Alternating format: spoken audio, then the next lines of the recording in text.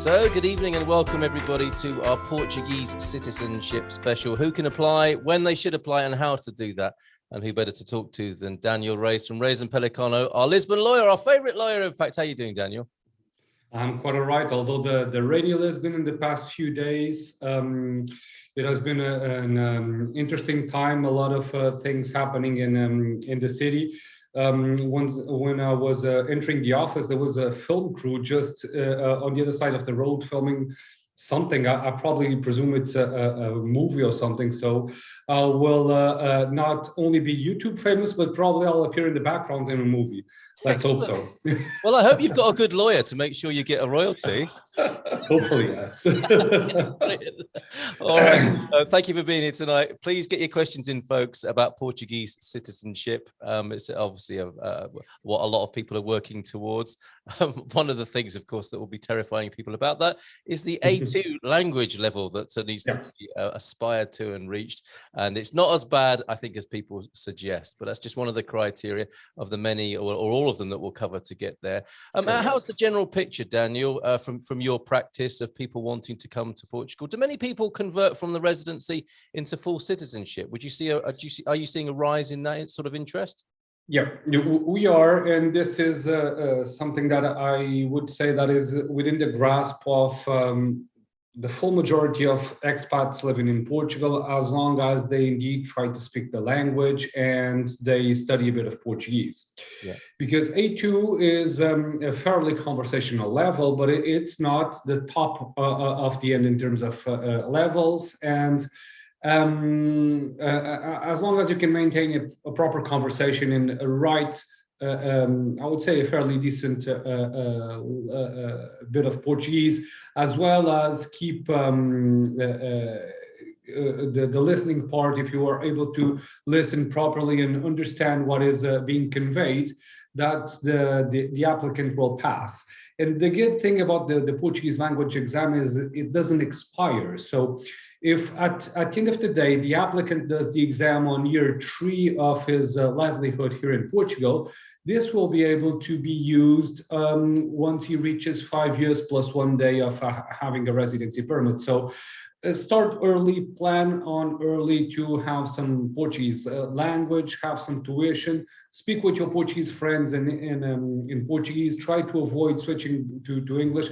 And this is probably the most difficult part, because the majority of Portuguese below 45 will speak at least a bit of a bit of English. So we'll try to help and assist in switching to English automatically. But to all expats that are living here and want to obtain the Portuguese nationality, indeed, practice, and probably consider having some classes. Of course. Great advice to kick us off with there. Just one of the criteria that you'll need to become a citizen here in Portugal. And I think that will come as a great relief. It's strange, isn't it? It's often one of the most anxiety-provoking parts of the process. But Daniel's absolutely right there. I mean, you've got 5 years to do it, 5 years and a day, as you put it, before you can legally apply. Or that's the criteria of how long you should be here. So in those 5 years, get out there, get to the cafes, get to the restaurants, make Portuguese friends and converse.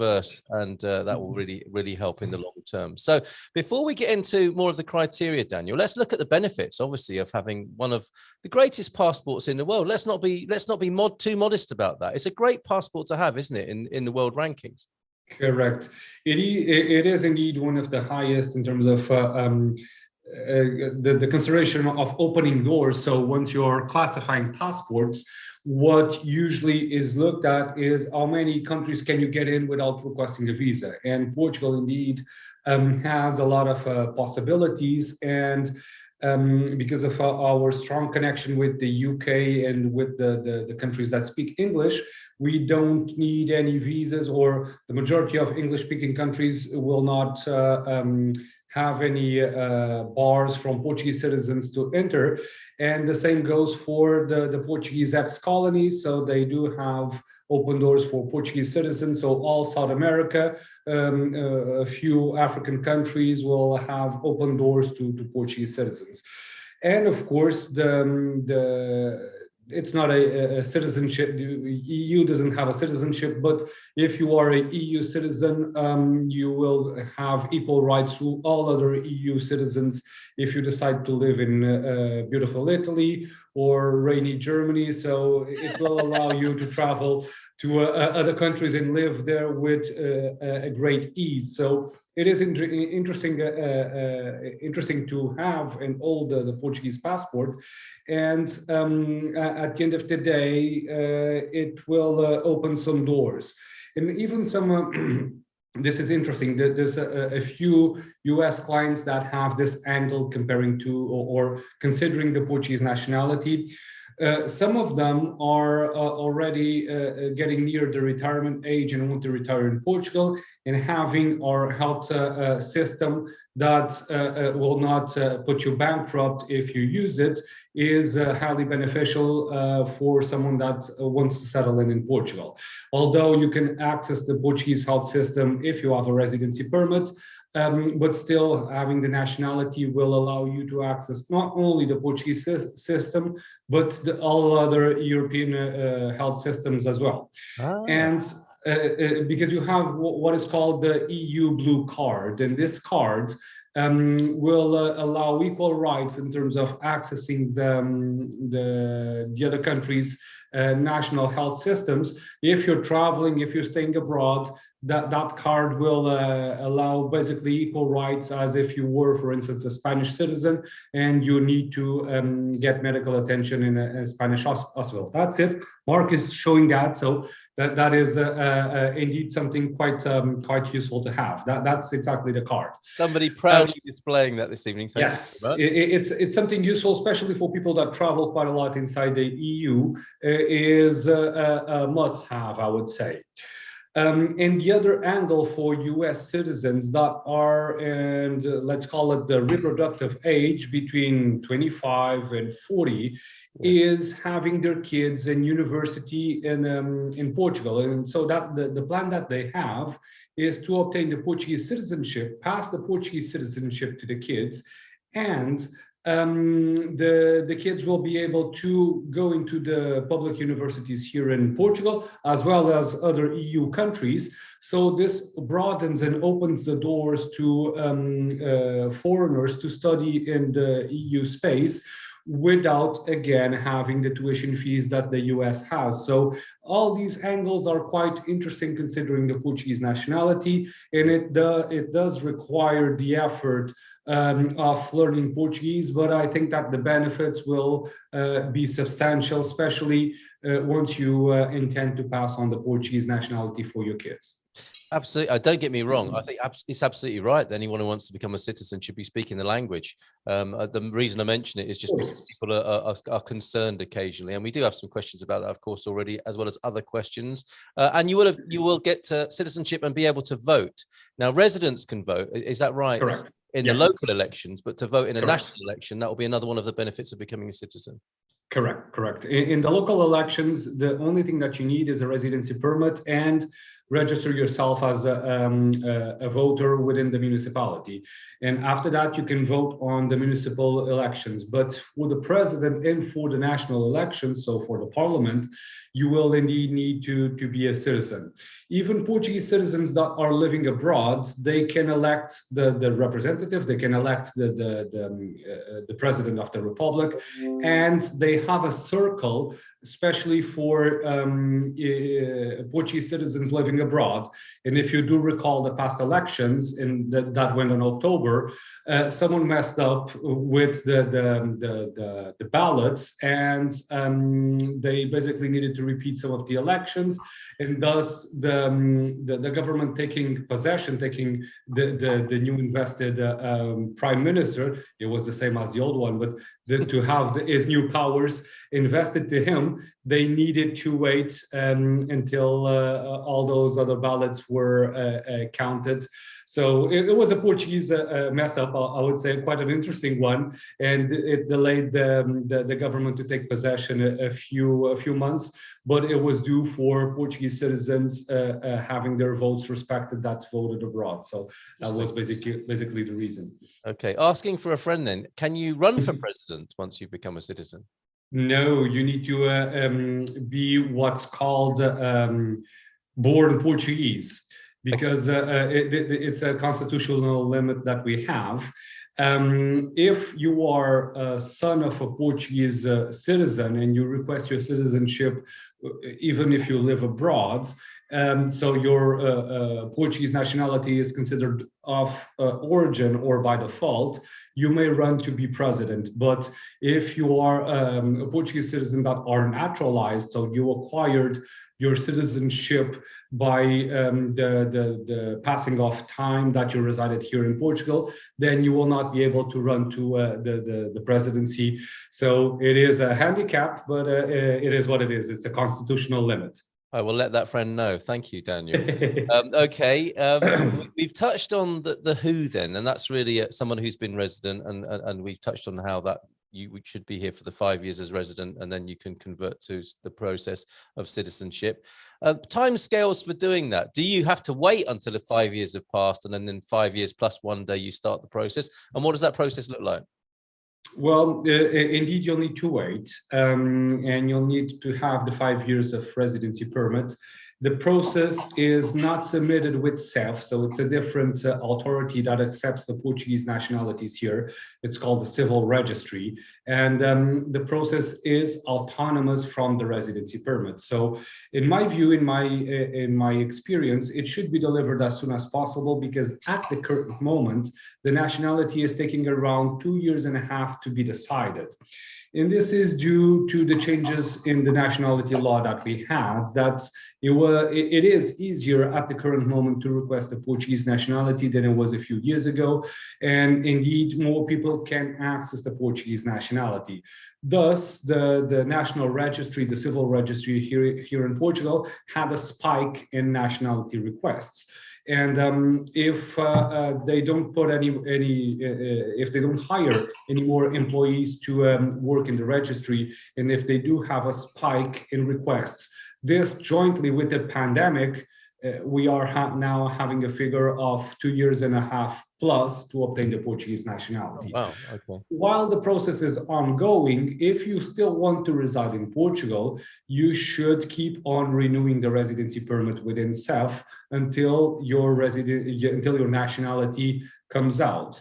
And the Portuguese nationality, people usually only or think immediately on obtaining a passport, but this is not the reality. What the end of the nationality process is basically you receiving your birth certificate, your Portuguese birth certificate via mail. So the civil registry will mail the birth certificate, and then the applicant will need to go to either a consulate if he's residing outside of Portugal, or either the civil registry here, the Loja do Cidadão, for instance, the citizen's shop. And you will need to first do a citizen's card. And after the citizen's card is issued, you can indeed obtain the passport. So it's a two-step procedure. The first procedure is obtain the citizen's card, and the last procedure is indeed obtain the Portuguese passport. But from the time that you obtain your birth certificate, your Portuguese birth certificate, you are considered a Portuguese, and that may have some effects. For instance, if your kids are under 18, once you obtain your Portuguese citizenship, you can pass on the citizenship to the kids. But if they are above 18 at the time that you receive the birth certificate, then unfortunately you will not be able to pass on the Portuguese citizenship for kids that are above 18. They will need to have their separate process in the exact same terms as the parents did.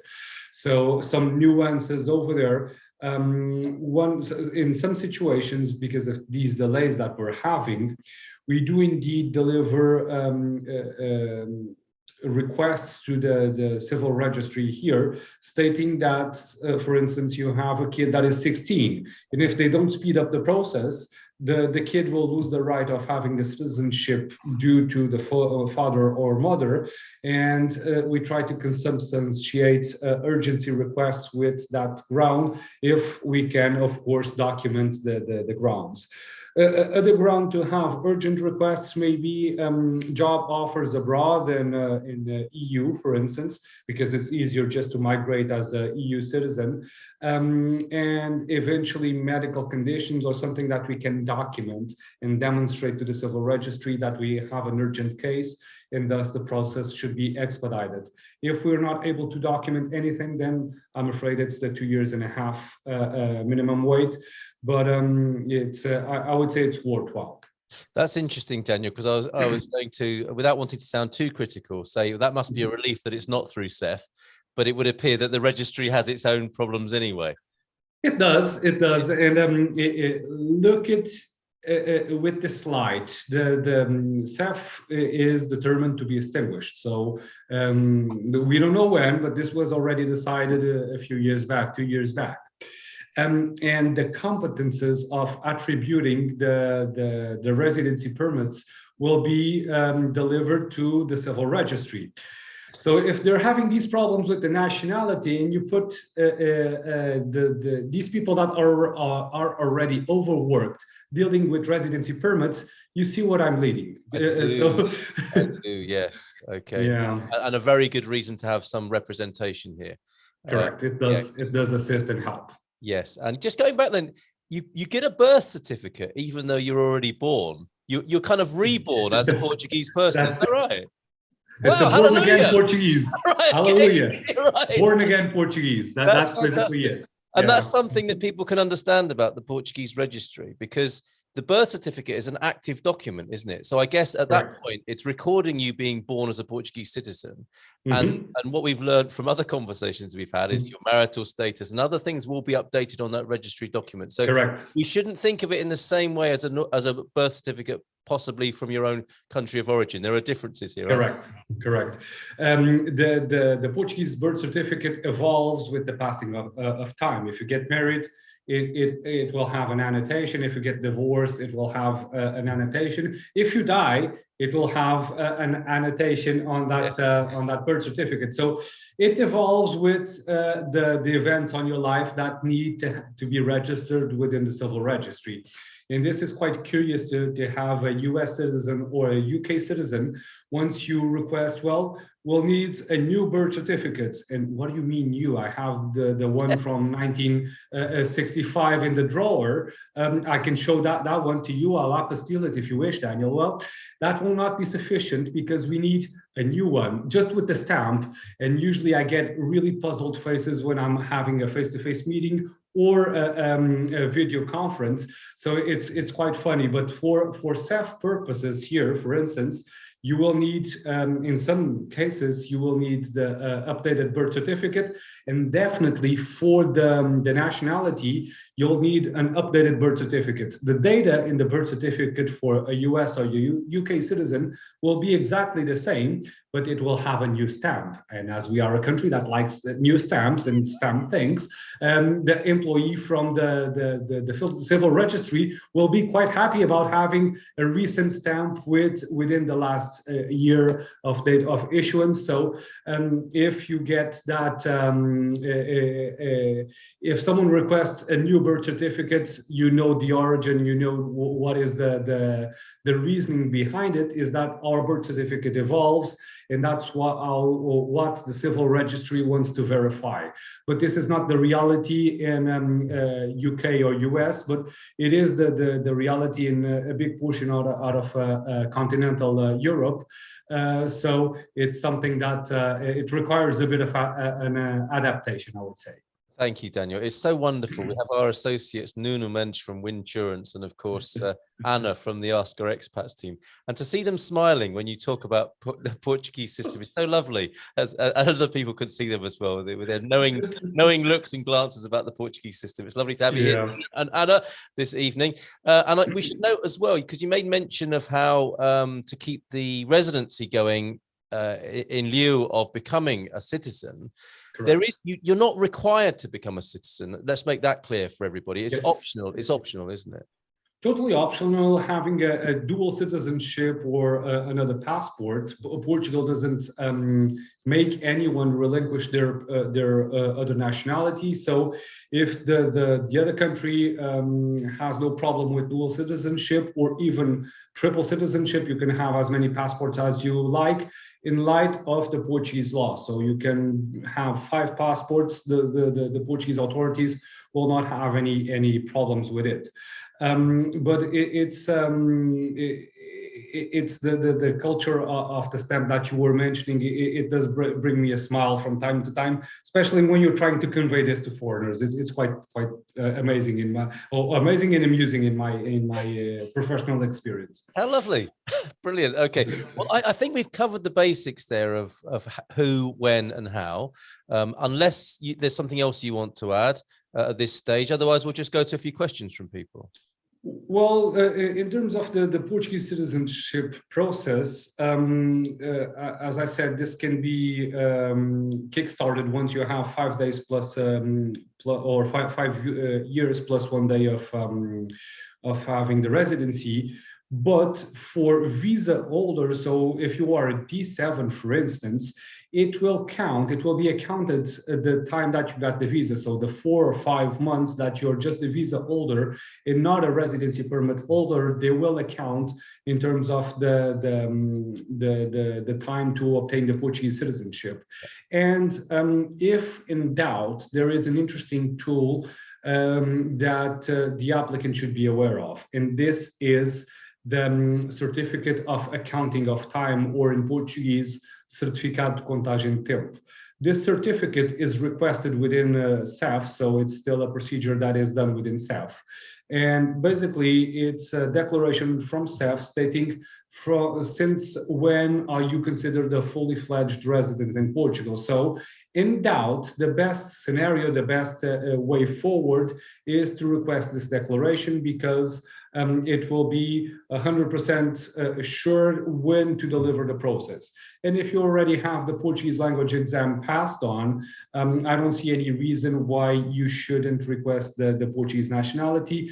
And as you said, obtaining the Portuguese nationality is totally optional. So you don't need to request the Portuguese citizenship if you don't want to.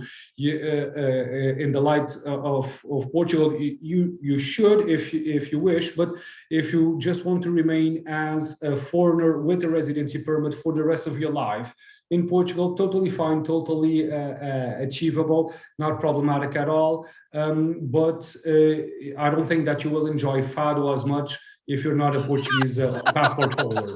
That's my opinion. Well, there is that. I forgot. I forgot to ask about that. And that's a very important consideration. So thank you for including that, Daniel, this evening. Okay, let's go to some input from our wonderful audience this evening with a happy Thanksgiving greetings from Arizona from Monica. Thank you, Monica. And a Thanksgiving message from Ken and Jen. Thankful for Expats Portugal. That's lovely to hear. Making vegan pumpkin cheesecake. And we'll watch American football after the show. We're being prioritized over American football. Good bless you. Fantastic. And Donna, okay, can you talk about the pros and cons of becoming a citizen for Americans? I think we've covered that in good part there in terms of the health system and education. I asked because I was told that in becoming a citizen, an international will is no longer valid. Now, that's an interesting question, isn't it? International wills, would that have any bearing if you became a citizen? Well, I would say that if you are dual passport holder, the international will still stick, because you can choose the application of the law of your country of your first passport. So I would say that it's still quite useful to have the international will. If you just have the Portuguese passport, then there's no grounds you will not have any traction on the international will, because you cannot justify that you want US law to be applicable if you are a Portuguese citizen living in Portugal. If you are a Portuguese citizen living in the US and you have a residency permit over there, then you'll have traction for it. But a Portuguese citizen living in Portugal just with only one passport, then definitely I think the international will is out of the equation. dual nationality with the person residing in Portugal, my opinion is that the Portuguese will, or the international will be applicable as long as the other person has not relinquished the citizenship from the first nationality. Okay, and forgive my ignorance here, but I mean, this seems like a useful detour at this point because this is something that you cover. But if somebody has an American will, they can't assume that that will be delivered, or a British one for that matter. They can't assume, can they, if they live in Portugal, that their wishes will be honoured, and that's something you can help with. Yes, we do cover the international will here in the office. It's usually we organize the full procedure, and then the will needs to be done in a notary. So the final step, we will construct the full of the will, but the final step is usually done with a notary in the vicinities of the person that wants the international will done. So we try to hire someone local to avoid a big travel. So although we have offices in Lisbon, Faro, and Porto, we try to accommodate and be as close as possible to the person doing the international will and choosing a local notary. But indeed, this is something that we do. I do think it's something quite useful, especially because the Portuguese law is quite draconian in terms of what you can do and what you can't with your assets. So if you want the division of assets to be as, for instance, you have in your US or UK will, definitely having an international will in place is something that I would strongly consider. Okay, yes. So thank you for permitting me that. Well, everyone, you didn't have much choice, but I just thought it might be useful to you to include that, Yes, so that everyone's fully aware of what can go on there, and that Daniel can help with that. Okay. Thank you, Donna, for prompting that. Claire, is it true that when an application is made for naturalization based on residence, and should we assume that naturalization and citizenship are the same thing, the residence data are obtained by the relevant office directly from CEF, and that this is the slowest part of the process? Is there any way around that? Well, that certificate that I was mentioning, the Certificado de Contagem de Tempo, or certificate of the accountability of time. So basically it will count tabs on since when you have a residency permit. This can be requested separately within CEF. But even if you do deliver the certificates duly issued from CEF to the nationality application, and if you have the certificate, for all clients that have that certificate, we put it in the application because it might as well be inserted over there. But they will not relinquish the information request that they do internally. So basically, the civil registry will knock on CEF's door and ask, well, we have this nationality application. Since when does this person have a residency permit in Portugal?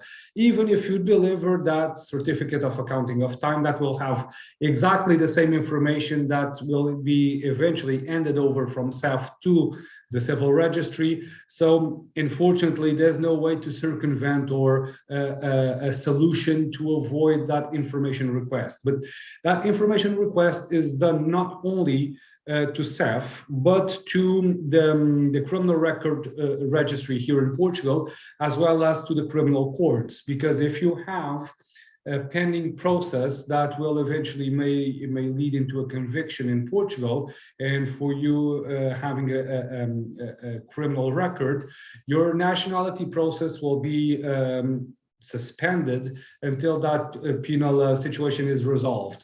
If you get convicted, well, then this will need to be assessed if you are obtaining the Portuguese nationality.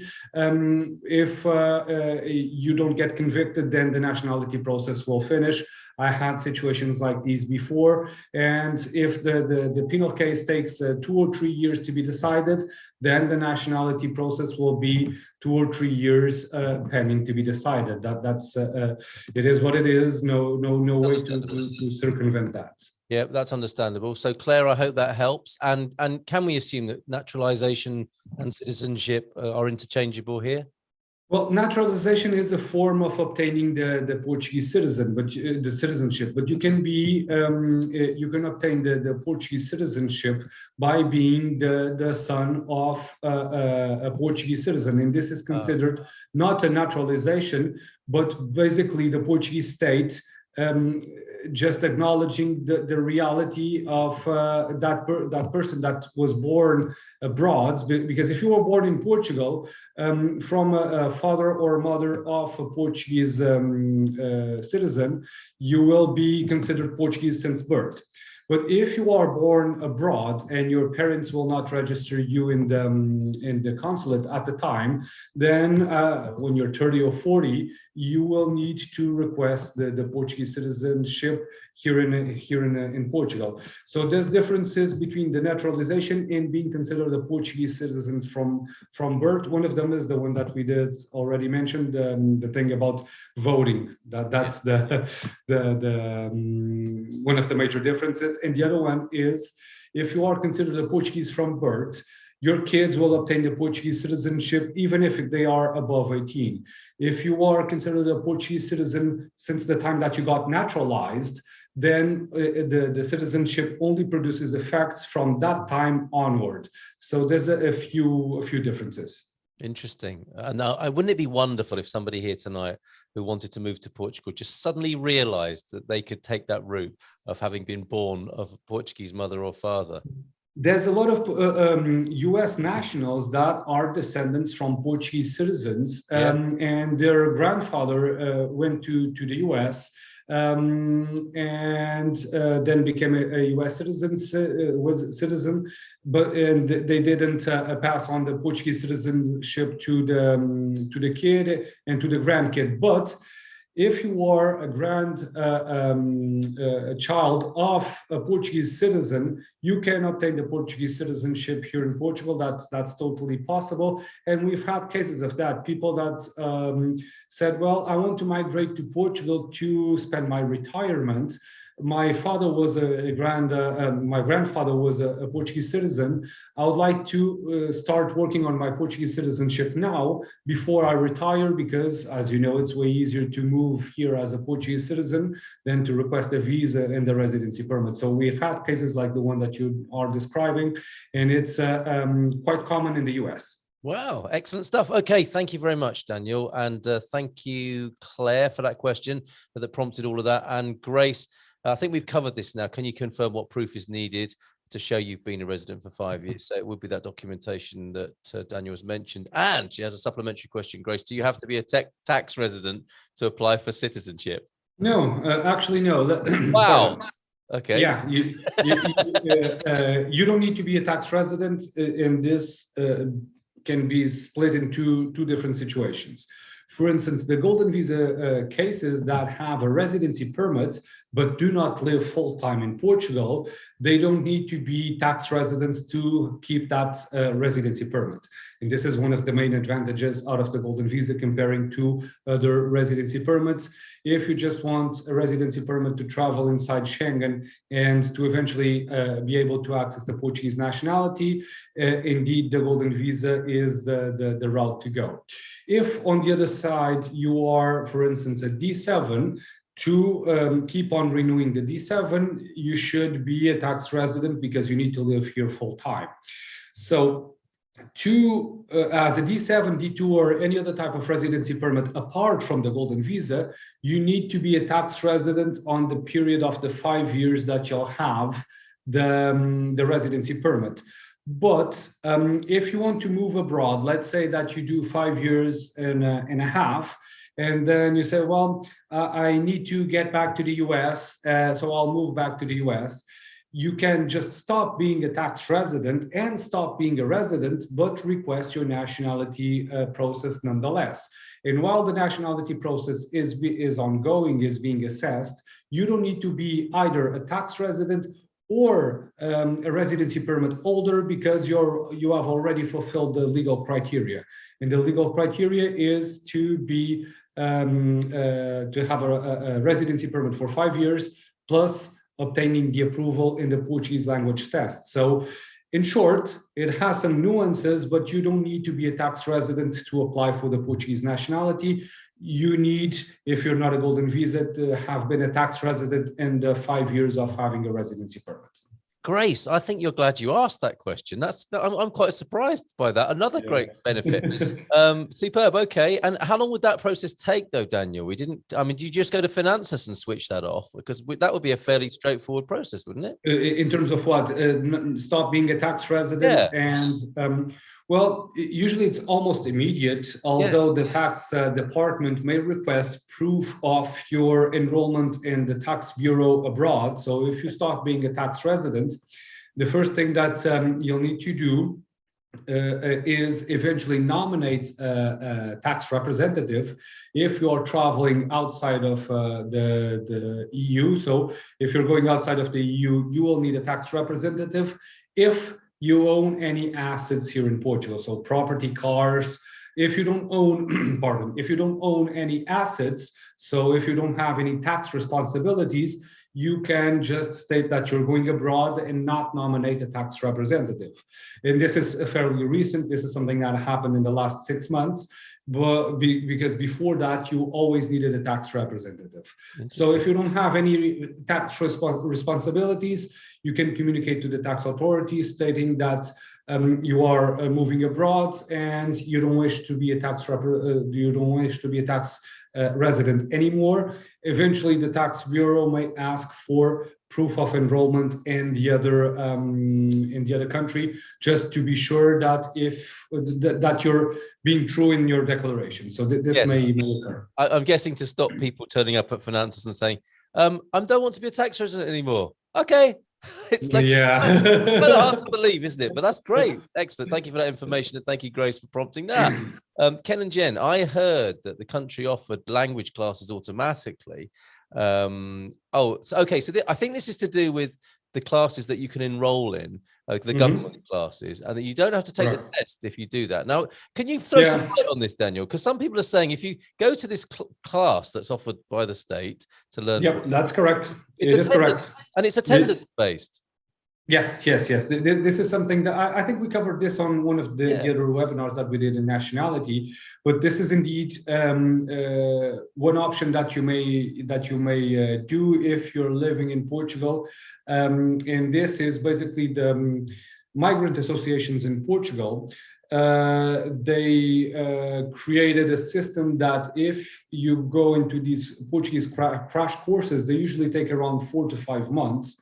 And the attendance is after work, so usually between 6 and 10 or 7 and 11, something like this.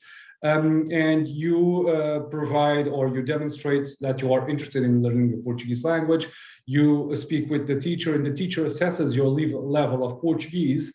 Then if the teacher approves you at the end of this course, then it will be the same as having the Portuguese language test. So they are interchangeable and they have the same legal value, but you will need to have this crash course of around 4 months after work time, and you'll need to be approved, but the approval rate is quite good. So I'm recommending that all the clients that are living in Portugal should do this crash course as an alternative to the language exam if they do struggle with it. So as the language exam doesn't expire, probably the best way is to try to pass on the language test in year 3 of your residency permit. If you're not able to pass it, consider enrolling in one of these crash courses in year 4 or 5 to have everything ready to be delivered at the time that you have 5 years plus 1 day of residency permit. That is great, Daniel, that strategy and that time scale. And you've got to love Portugal, haven't you? The classes are between 7 and 11, possibly. And the toughest part of that is probably having to go out for dinner after that, and then maybe to a festa after dinner. as well. So that's part of the training, and you won't be assessed on that, but I suspect it could come up. It could come up. And Tarek continues with that. If I have an A2 certificate from a private language institute, would that also substitute, or does it have to be one of the government courses? Well, it needs to be approved by the Portuguese government. So I would need to assess if that institution is indeed one of the institutions approved by the Portuguese government.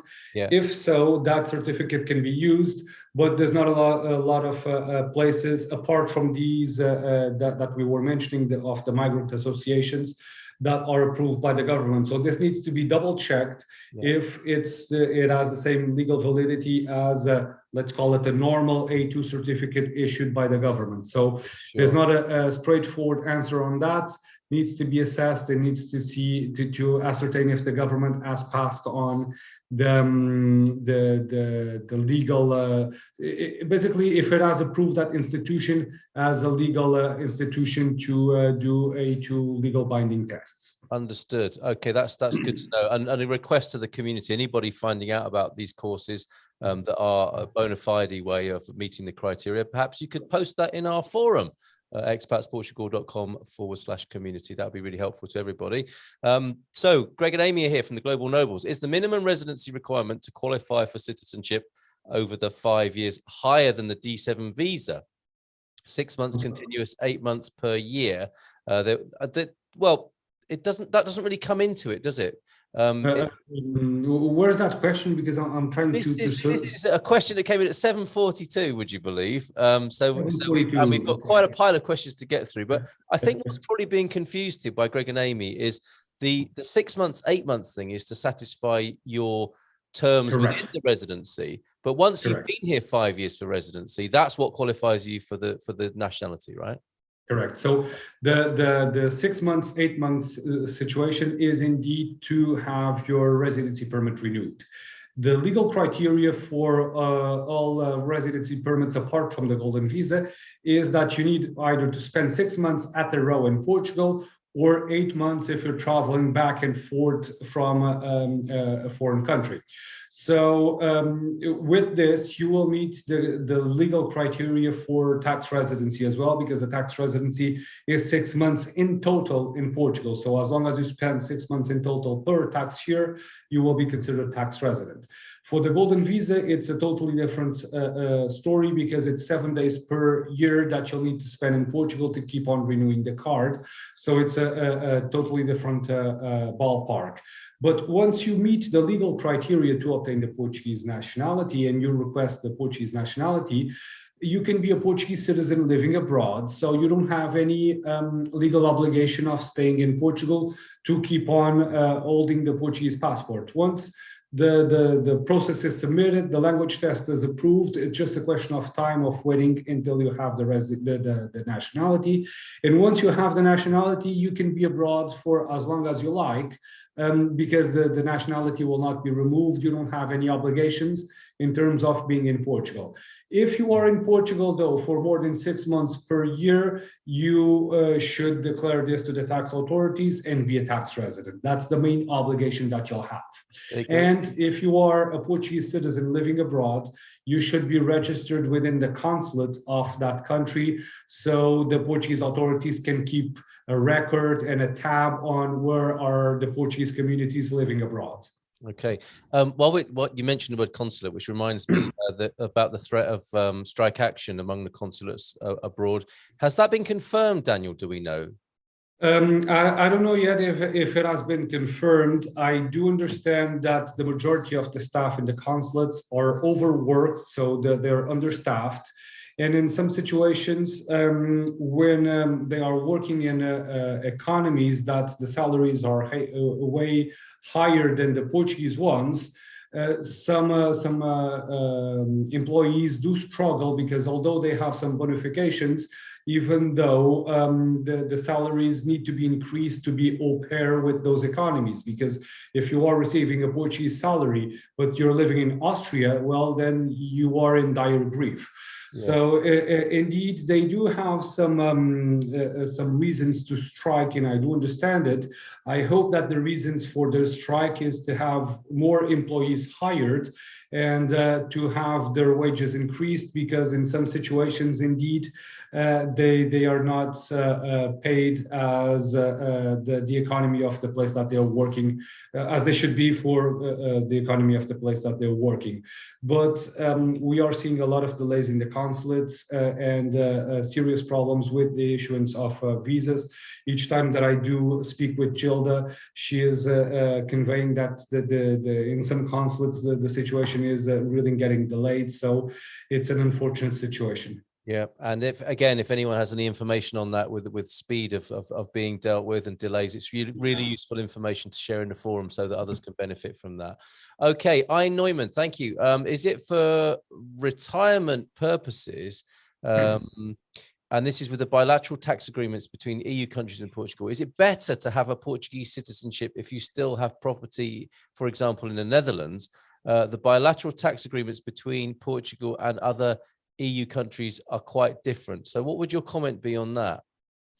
I would say that that's the nationality here doesn't come at play. It's more of if you are a tax resident in Portugal or not, because the bilateral agreements that do exist, they are in place to avoid, or to try to avoid as much as possible, people getting double taxed. So the tax on the country where the income was or originated, and taxed on the country where they are residing. So it doesn't matter what is your nationality, apart from US nationals, and I'll go to that in a second, because it's the tax residency is what matters. If you are a Portuguese citizen that have that your tax residency is in Portugal, but you have assets in the Netherlands, well, it doesn't matter if you have a Portuguese passport or not. It does matter if you have a tax residency in Portugal or abroad. For US citizens, this is not strictly the case, because the US taxman was quite smart, and he said, well, if you are a US national and you travel abroad and you fixate your residency abroad, you can do this, you're free to go, but you're still free to pay taxes in the US. So the US taxman was quite smart in doing this. And that's why in some high profile cases, you see US nationals waiving their US nationality, their US passport, if they're living abroad and if they have a dual citizenship, to avoid keep on paying taxes in the US. So this is not unknown, I'm sorry? It's not unknown. This is something Correct. that some Americans are seriously considering. And as I understand it, it's America and South Korea are the two countries that do this. I think South Korea does have a similar regime in place, but I'm not too familiar with that. I heard about it, but I'm not too familiar with that. Can't blame me for that, frankly. Okay, so there you go. Neumann, I hope that helps. Donna, thank you for this. Regarding and by the way, as usual, we're working, Daniel, really hard. Thank you, Daniel. We need to give you a break, probably at past, and then we could go to some hands up, mic open questions. But you're doing a fantastic job, and I'll get through as many of these as I can now. Regarding becoming a citizen through heritage, how strict is the civil registry when it comes to names matching on documents? Great question. Quite. My grandparents, my grandparents were born in Madeira, says Donna, and moved to the US. My father was born in the US, and my grandmother's name on his birth certificate is the anglicized version. Yes. So how many problems can this cause? And can you overcome this sort of difficulty? You can, but it's nightmarish. This happens a lot with US nationals, because the Portuguese citizens went to the US, and they went there with a Portuguese passport. Then with the passing of time, they obtained the US nationality. And as that message was stating, they got their name transformed into a version that is not your original name. So a John may be a João in origin. So this does complicate things, and we need to have the track history of the name. So we need to demonstrate to the civil registry that John is the João that was born in Madeira in 1955. So this is a bit complicated, because in the US mentality, it's quite easy for you to change the name, which is baffling for me. If you want to change the name in Portugal, it's a nightmare. But in the US, once you are acquiring the US citizenship, you can basically choose the name that you want, or change the name to a more English sounding name. And this does become problematic, because you need to demonstrate that that person, that Portuguese citizen that was born in Madeira, is the same one that passed in Ohio, but the name is completely different. So it's difficult to obtain, after 50 or 60 years have elapsed, a track record history of the name change. Sometimes it's possible, and we've managed to obtain with the clients these documents. In some other situations, unfortunately, this was not possible, and because the names did change so much that we were not able to demonstrate to the civil registry that there was a record from the origin Portuguese citizen to the applicant. So this may be indeed a problem, especially with US nationals. That would be heartbreaking as well, if you know for a fact yourself, but you can't prove it. How awful would it be? And you know, you think, I was looking at Nuno Mendes, and he might have become Norman Mendelsohn or something like that in the United States. And then you know that for a fact, but you can't prove it. How awful! It's devastating. Yes. Yeah, absolutely. Derek, sorry, Donna. You know, they are quite exacting, and you need to be prepared for that by the sound of it. Correct. Derek Keith, hi Daniel. Can you explain the details of renting before the CEF interview? And do you have to? So slightly off topic, but we probably will be able to deal with this, given that you're the Reis means king, everybody, and he's the king of rental information as well. So, hi Daniel, can you explain the details of renting before the CEF interview, and do you have to pay up front? It's really an annoyance, and something that it's really hard to comprehend, because a few years back, to request a D7 visa, you would need proof of accommodation, and this would, for instance, be an Airbnb. They were accepting a few years back an Airbnb agreement for 15 days or a month, because you would demonstrate that you have a proper accommodation in the initial few days that you would arrive to Portugal, and then you would have time to search for a proper rental agreement. Nowadays, to even request a D7, they are requesting a rental agreement, a fully fledged rental agreement. And this is quite difficult if you are on the other side of the world. And or either you get into a plane and visit properties and decide, well, this is the apartment that I want, and then pay a lot of rents in advance and just wait for the consulate. We've had situations that the clients were waiting for 6 months for the visa and paying rent. So this is really an awful situation that is forcing a lot of people to rent properties and leave the properties vacant until they are able to come to Portugal. And it's not a fair situation, I must say. But unfortunately, it has been the position of the consulates nowadays.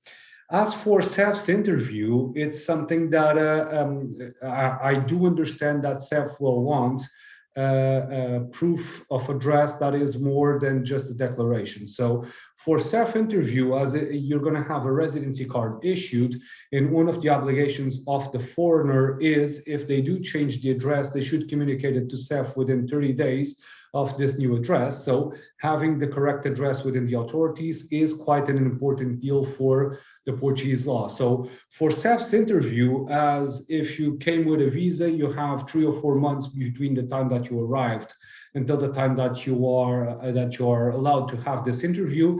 I do think that you should indeed have a rental agreement to display to CEF. But I don't understand it in terms of the consulate, because if that person is applying for a residency visa, how come they should already have proof of accommodation in the form of a rental agreement? So it's something that I cannot understand, but it is a practice being done by a lot of consulates nowadays. And I hope that helps. Derek, I think, is asking with this whole matter of landlords basically taking advantage of the situation as well because of the amount of demand. It is unfair and it's not unheard of what you're talking about there, Derek. And you might want to ask a little bit more when we end the recording and go to the hands up mics on as part of the session tonight. Mehmet, good evening to you. I'm on the edge of applying for the digital nomad visa and my family will join me via family reunification. The question is, if my wife and child will have the right to apply for citizenship as well. Of course they will, right? Correct. Yeah. The Portuguese nationality law does not discriminate between the typology of residency permits. So as long as you have a residency permit, D2, D7, golden visa, digital nomads, work-related residency permit, all these will allow you to obtain the Portuguese nationality. So it's and family reunification, as you were mentioning. So any type of residency permit will allow you to obtain the Portuguese nationality. It's indeed indifferent what is the typology of residency permit to obtain the nationality. Good news for Mehmet there. And Claire, you did touch on this earlier, but let's clarify for Claire. How sympathetic is the civil registry to a request for urgent processing because the child is aged about 16? That was one of the exceptions that you pointed out, wasn't it? Well, document. That's basically it. We need to document all the statements that we are doing, and we'll need to demonstrate that not having the nationality approved in time will affect the kid's right to obtain his future nationality. So as long as we can prove that with birth certificates, with passports, I think that we do increase the chances of success. Although it's not guaranteed that the civil registry will approve the urgency request, but still I think that it's worthwhile a shot. But it needs to be documented, definitely. If you don't document it's a straightforward no, we tried it. Okay, thank you, Daniel. And carrying on with Claire, once a person gets naturalized, do they have to get previous divorces transcribed into the Portuguese civil registry? If so, again, what documentation is required? And yes, someone was asked for an ex-spouse's birth certificate. That could be awkward. It is. Okay, right. So once you do become a Portuguese national, you should register all your past life in terms of marriages and divorces. And this may be problematic because we had situations like the one that you're mentioning, the birth certificate of an ex-spouse. The good thing is that usually for the majority of countries, birth certificates and marriage certificates are a public record. So you can just go and without the authorization of the ex-spouse that you may not have seen for the past 30 or 40 years, you can obtain that birth certificate or old marriage certificate. But still, it may be an awkward situation. We've had countries that were not issuing the old birth certificates. So this may be a problem indeed. Oh, wow. Okay. So note to self, keep the birth certificates of anyone you divorce as part of your filing system. My goodness. Okay. Yeah. Get into that habit. Moving to Portugal, just keep everything. Get a bigger filing cabinet. Okay. And we're not going to get... Don't forget about the stamps. And the stamps. Don't forget the stamps as well. Okay, so we're not getting to all of these, but we will stop the recording and go to some hands up questions to make sure we do get through everything. But it's been amazing. It's an hour of rich information there. A couple of quickies. Caroline and Keith have got to go. They've got a date with a turkey, and that's fully understandable. Happy Thanksgiving again, everybody. Celebrating Thanksgiving today. There was a question about, is it easier if your spouse is Portuguese? This is Barry's question, which I thought was worthy of inclusion at this point, which maybe have helped to others. My spouse is Portuguese. Do I have fewer requirements for residency and citizenship? And what about the language requirement? Nice try, Barry. It's if the marriage has lasted more than 5 years, then you don't need to show proof of connection to the Portuguese community, and thus the language test situation will not be necessary. So indeed, what we usually advise our clients is that if you got recently married, because you can request a Portuguese citizenship if you're married for more than 3 years with a Portuguese national. But you will need to demonstrate proof of connection with the Portuguese community between 3 and 5 years of marriage. So our usual go-to advice is that the Portuguese citizenship, to make the process a little bit easier and simpler, should only be requested after 5 years of the marriage have been ongoing, and thus will waive the criteria of showing connection with the Portuguese community. So indeed, the timing of the nationality request is indeed something that should be on point when we are assessing a nationality via marriage. If below 5 years, then our usual advice is wait a bit more and then request a Portuguese nationality. Very good. There you go, Barry. And finally, then, just another quickie. I'm thinking it might be, who knows?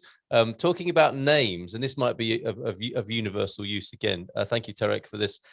Talking about names, can I change my name when I apply? Now, this is very interesting, isn't it? This is, again, is a little bit of a challenge, changing your name, making sure you're doing that in the right sequence. Tell us, Daniel.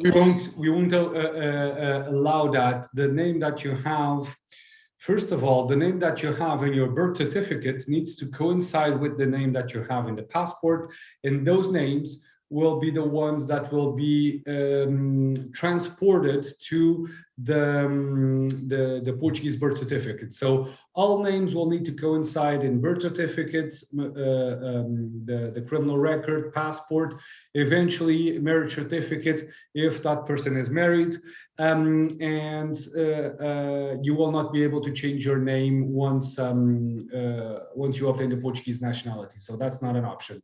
Okay, sorry, Tarek, that's not better news. So thank you. We're going to pause at this point, so at least Daniel can take a breath and get maybe a sip of water as well. Thank you, everybody, for your questions. We will address the ones that we didn't get to in just a moment. Time to thank you, Daniel. Lots of thanks coming in. Thank you. And also to let everybody know, Migration Tuesday, if you want to talk to Gilda about visas, the aforementioned Gilda, Tuesday evenings, 9 o'clock is a great time to do that. And of course, to get in touch with Daniel, if you want Daniel to take care of your becoming a Portuguese citizen in the great hands of Daniel dos Reis here, reach out to Daniel via the Expats Portugal Business Directory, where you'll find Reis Pellicano, the international lawyers, in the directory. So thank you, Daniel, so much. Great work. If you could stick around for a little bit longer, have a sip of tea, coffee or water, and take a breath, and we'll pause the recording there.